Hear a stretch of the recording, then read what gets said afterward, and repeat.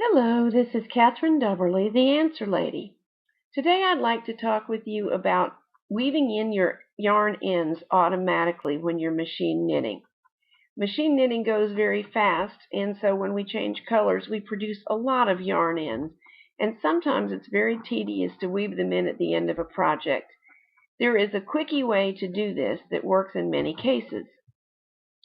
That is, after you have cast on, you can pull all the needles forward to what is called E position or holding position and weave the yarn tail over and under alternate needles. Then set the carriage to knit back from hold position and knit the first row. Or if you're knitting on a hobby machine, it often won't knit back from hold position, but that's okay. Just move the needles to upper working position and knit. You can do the same thing when you change colors. After I knit the white stripe, I break the yarn tail, pull the needles forward, and weave the yarn over and under alternate needles. The next row will knit it in. After the first row of the black stripe, I weave in the initial yarn tail for the black stripe over and under, and it's knitted in.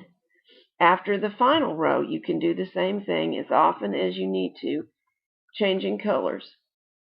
And it sometimes saves an incredible amount of time. There are a couple of reasons you wouldn't use this technique. Well, in this yarn, it turns out looking just fine. In some yarns, it can make a thick spot or it can grin through a little bit, and you may decide it's better to take the time to weave your yarn tails into the seam. But where it works, this is a lifesaver. I hope you'll give it a try.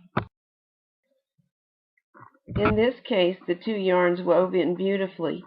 They're not visible at all on the front of the fabric, and the edges look fine to me.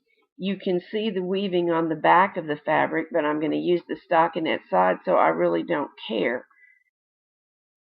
On the cast on, you can see that you could see the end of the tail, the very, very end of it, sticking out of the edge of the cast on, so you just snip it off when you find it.